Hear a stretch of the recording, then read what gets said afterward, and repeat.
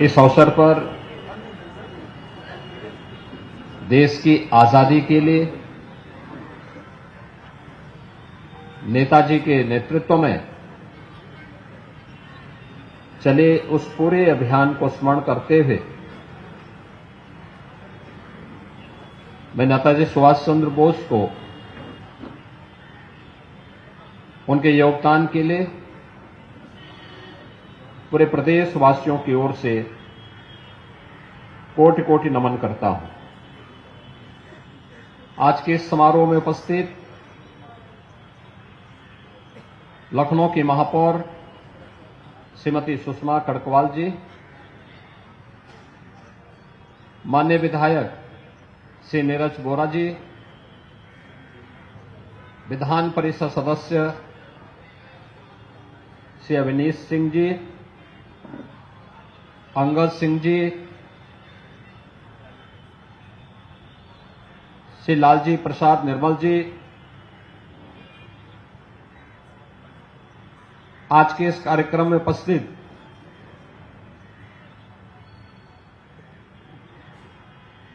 श्री गौरव शुक्ला जी,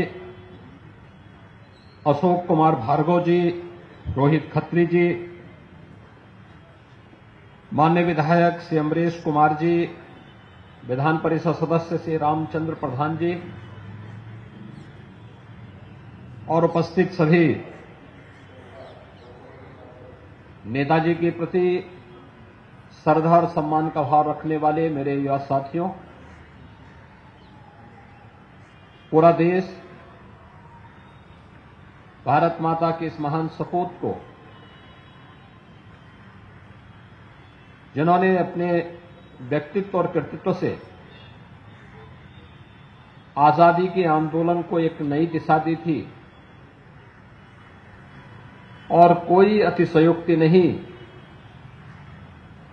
कि नेताजी भारत की आजादी के पूरे अभियान के दौरान एक महानायक के रूप में हर भारतवासी के लिए बड़े श्रद्धा और सम्मान का स्थान रखते हैं। वर्ष 2021 में नेताजी के योगदान के प्रति कृतज्ञता ज्ञापित करते हुए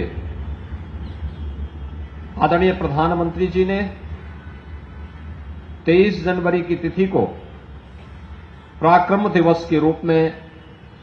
मनाने का निर्णय लिया। नेताजी हर भारतवासी के लिए एक प्रेरणा है। राष्ट्र के प्रति निष्ठा का भाव, असीम साहस, वीरता और निस्वार्थ सेवा को सम्मान देने की प्रेरणा नेताजी के व्यक्तित्व से पूरे भारतवासियों को प्राप्त होता है। जब व्यक्ति जो बोलता है उसके अनुसार आचरण करता है तो उनका आह्वान एक मंत्र बन जाता है। देश की आजादी के पूरे आंदोलन के दौरान भारत की आजादी के लिए नेताजी के द्वारा किए गए आह्वान कि तुम मुझे खून दो, मैं तुम्हें आजादी दूंगा, ये पूरे भारत के नागरिकों के लिए यह एक मंत्र बन गया था। खासतौर पर युवाओं के अंदर इस नारे ने ऐसा जादू फैलाया कि देखते ही देखते ब्रिटिश हुकूमत को नेताजी को नजरबंदी और कैद करने की दिशा में आगे बढ़ना पड़ा था। लेकिन उनकी नजरबंदी से निकलते हुए नेताजी ने दुनिया के उन तमाम देशों में जाकर के, जर्मनी में, जापान में और दुनिया के अन्य अनेक देशों में जाकर के भारत की आजादी के लिए न केवल उन देशों के सहयोग से बल्कि युवाओं के लिए अपने संदेश के माध्यम से भी वे एक प्रेरणा भरते रहे। आज जब हम सब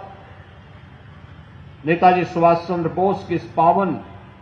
जयंती कार्यक्रम के साथ जुड़े हुए हैं, स्वाभाविक रूप से बहुत सारे प्रश्न आज की युवा पीढ़ी के मन में आ रहे होंगे, क्योंकि अक्सर हम देखते हैं कि हर व्यक्ति अपने स्वयं के कैरियर के प्रति चिंतित होता है, लेकिन देश और समाज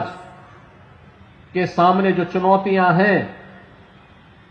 उन चुनौतियों की अपनी चुनौती मानने से वह बचने का प्रयास करता है। नेताजी सुभाष चंद्र बोस उस समय की सबसे प्रतिष्ठित सिविल सर्विसेज की सेवा में चयन होने के बावजूद उन्हें विदेशी हुकूमत के अधीन सेवा करने में परहेज था, इसलिए उन्होंने नौकरी छोड़ी। भारत माता की स्वाधीनता के लिए उन्होंने अपनी नौकरी को तिलांजलि दी। यही नहीं, वह एक ऐसा कालखंड था जब साधन के अभाव थे, यह देश गुलाम था, तमाम प्रकार की आपदाएं थी, गुलामी तो थी ही, आपदाएं भी थी। कभी प्लेग की बीमारी फैलती थी, कभी सूखा और अन्य तमाम प्रकार की चुनौतियों का सामना देश को करना पड़ रहा था। उन स्थितियों में सेवा भाव कैसे होना चाहिए, इसकी भी मिसाल उन्होंने अपने उस समय के युवाओं की टीम के साथ मिलकर के बंगाल और देश के अन्य तमाम क्षेत्रों में जाकर के उस प्रकार के अभियान के साथ जुड़ करके युवाओं के लिए एक नई प्रेरणा अपने संवेदना के माध्यम से भरने का कार्य किया। और जब विदेशी हुकूमत से देश को स्वाधीनता कराने की बात आई, तो उस पूरे आंदोलन में बढ़ चढ़ करके भाग लेकर के कौन व्यक्ति साथ है कौन नहीं है इसकी चिंता किए बगैर उन्होंने इस पूरे आंदोलन को नेतृत्व प्रदान किया। आज यही कारण है कि देश जब भी युवा पखवाड़ा मनाने की बात करता है तो स्वामी विवेकानंद की पावन जयंती से लेकर के नेताजी सुभाष चंद्र बोस की पावन जयंती तक इस पूरे कार्यक्रम के साथ जुड़ करके युवाओं को एक नई प्रेरणा इससे प्राप्त हो, वे राष्ट्र धर्म के लिए अपने आप को समर्पित भाव के साथ जो चुनौतियां हमारे सामने हैं, जाति की, मत और मजहब की, क्षेत्र और भाषा की, इससे ऊपर उठ करके हर नागरिक का एक ही धर्म होना चाहिए, वह राष्ट्र धर्म है, और राष्ट्र धर्म के प्रति पूरे समर्पण भाव के साथ कार्य करने की प्रेरणा नेताजी सुभाष चंद्र बोस का महान व्यक्तित्व हम सबको प्रदान करता है। आज के इस अवसर पर एक बार फिर से नेताजी सुभाष चंद्र बोस की महान सेवाओं के लिए कृतज्ञता ज्ञापित करते हुए मैं उनके प्रति प्रदेशवासियों की ओर से कोटि कोटि नमन करते हुए अपनी वाणी को विराम देता हूं। धन्यवाद। जय हिंद। बहुत धन्यवाद। और मैं आग्रह करता हूं कि रोहित खत्री जी और अशोक कुमार